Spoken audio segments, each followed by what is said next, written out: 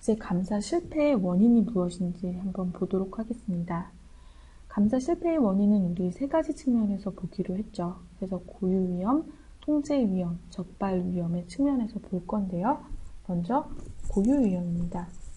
회사의 고유의 특성은 무엇이 있을까 한번 생각을 해보시고요. 우리가 분석해 본 부분은 일단 재무 상황이 악화된 고유의 특성이 있었다라는 점입니다. X1년도를 보실까요? 자산 322억. X1년도는 322억이었고요. X2년도는 확 줄어들었고요. 영업이익이 마이너스 110억. 그 다음에 X2년도 마이너스 37억. 당기순이익이 마이너스 252억 원, 마이너스 207억 원. 굉장히 재무 상황이 악화됐다라는 점을 아실 수가 있겠죠.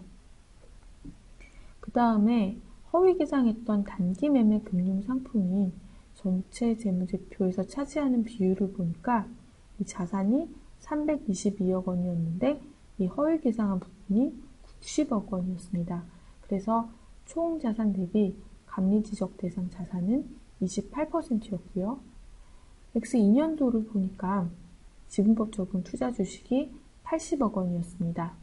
총 자산이 115억 원으로 줄어들었기 때문에 이 감리 대상 자산 비율이 증가했죠.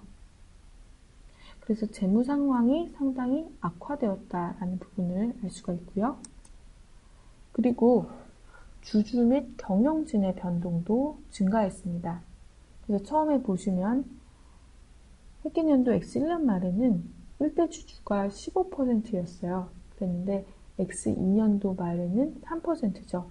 이때 최대 주주는 주몽이었겠죠. 그럼 2대 주주가 9%였는데 아예 없어요. 그리고 다 기타 주주로 분산되어 있다는 걸 아실 수가 있습니다. 이 상당히 주주 및 경영진 변동이 증가했다는 것도 아실 수가 있고요. 그리고 전환사채 발행 및 유상증자 실시가 굉장히 늘어났습니다. 그래서 이런 자본 변동성이 증가하는 이런 고유 특성이 있었다라는 사실을 알 수가 있죠. 자, 그러면 회사의 통제에는 어떤 문제가 있었을까 생각을 해볼게요. 일단 회사는 내부 회계 관리 제도가 아주 잘 구축되어 있었습니다. 내부 회계 관리 제도에 대해서 내부 감사의 의견은 적정이었고요. 외부 감사의 내부 회계 관리 제도에 대한 검토 보고서는 특기사항이 없었습니다. 그리고 회사의 감사위원회 등 사회이사도 다 갖춰져 있었습니다. 그런데 우리 주몽은 회사의 통제 절차를 무시할 수 있는 지위에 있었죠. 그리고 아까 말씀드렸던 감사위원회나 사회이사의 이사들은 회계적 배경이 있는 사람이 아무도 없었습니다. 그래서 임원의 전문성이 부족했겠죠. 그러다 보니 이 회사의 통제 기능이 적절히 작동할 수가 없었습니다. 그러면 회계법인은 왜 적발하지 못했을까요? 일단 감사 보수를 볼까요? 이 고구려의 감사 보수는 4만, 지금 1,000원이 생략이 되어 있고요.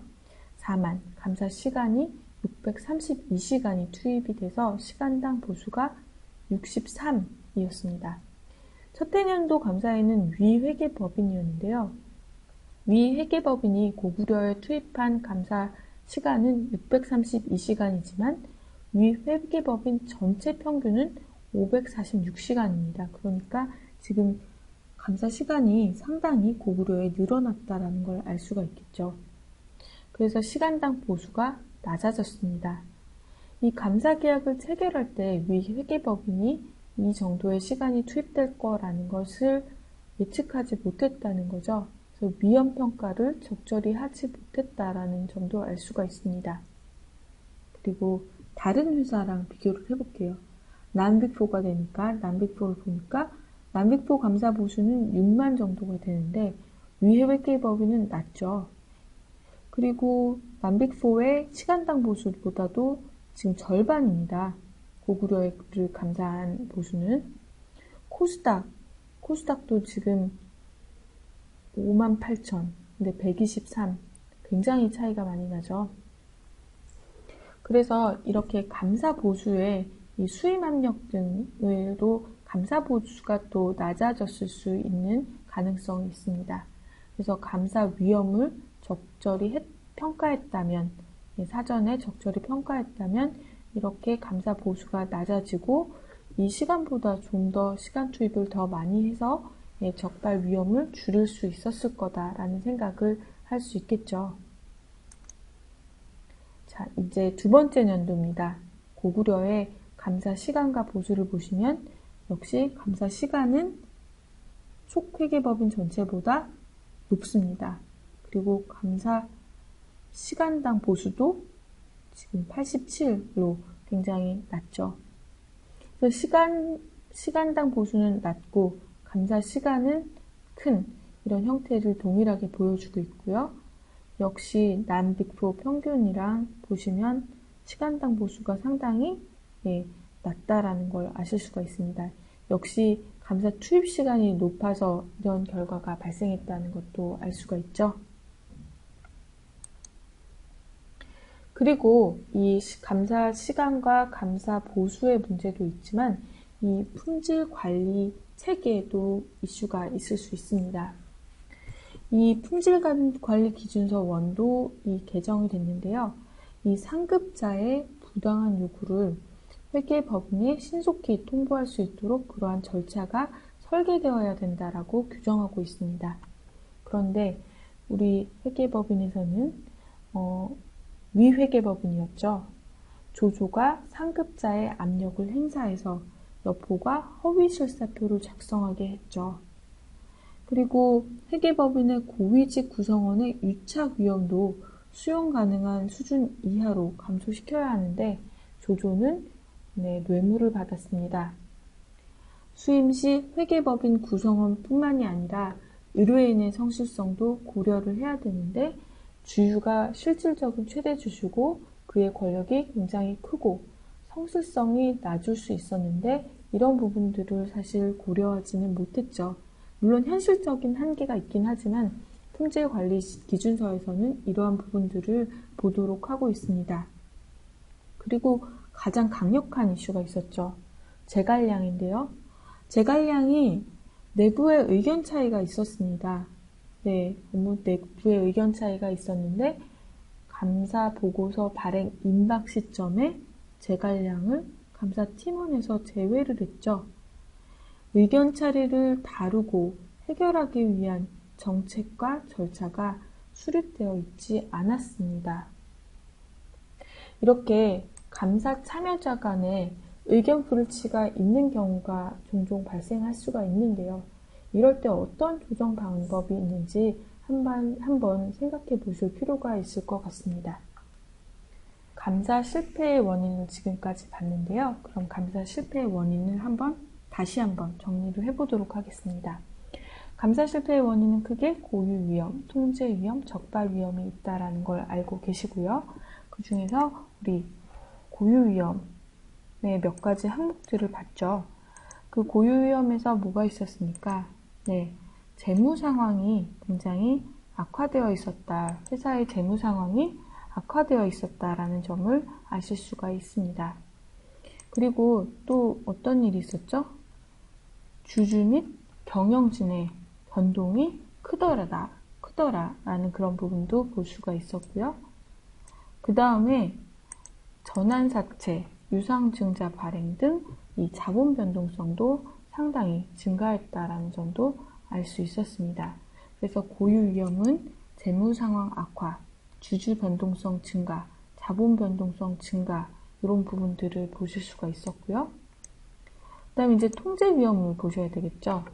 통제 위험. 회사의 통제 제도는 어땠죠?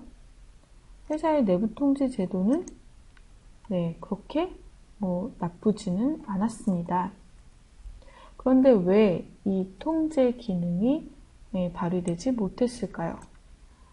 그것은 이 통제 기능을 무시할 수 있는 주몽이 부정을 저질렀기 때문이었죠. 그리고 이 주몽이 부정을 저질렀을 때 이 사회이사 등이 저지를 했어야 되는데 이 사회이사 등이 회계적인 배경 지식이 없는 사람들로 구성이 되어 있었습니다. 그러다 보니까 이 통제 기능이 제대로 발휘되지 못했겠죠. 네, 그래서 통제 위험 보셨고요. 그 다음에 이제 마지막으로 그러면 감사에는 왜 적발하지 못했을까? 적발 위험을 봤는데요. 이 적발 위험에서는 감사 보수와 감사 시간을 먼저 봤습니다. 회사의 감사 보수와 감사 시간을 봤는데요. 감사 보수는 다른 회계법인보다 다소 낮긴 했지만 크게 낮지는 않았습니다. 그런데 감사 투입 시간이 상당히 높았죠. 그래서 시간당 감사 보수가 아주 낮게 나왔습니다. 그래서 사전에 회사가 위험을 제대로 평가했다면 감사 투입 시간이 늘어날 것을 예상할 수 있었을 거고요. 적절한 감사 보수를 받고 감사를 제대로 했겠죠. 그런데 사전 위험 평가를 하지 못해서 이런 문제가 발생했다라는 점을 알 수가 있습니다.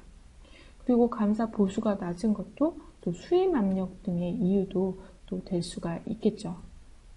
그리고 이제 회계법인은 품질관리기준서 1에 따라서 새로 제정됐죠. 새로 제정된 품질관리기준서 1에 따른 이런 제반 절차와 정책이 구비되어 있어야 됩니다. 예를 들면 상급자가 부당한 요구를 한 경우, 그때 통보를 하는 절차라든지 의견 차이가 있을 경우, 감사인 간에 의견 차이가 있을 경우 이를 조율할 수 있는 정책이라든지 이런 부분이 있었어야 되는데 그런 부분들이 미흡했죠. 그래서 이렇게 감사 실패의 원인을 고유위험, 통제위험, 적발위험의 측면에서 분석해 보았습니다.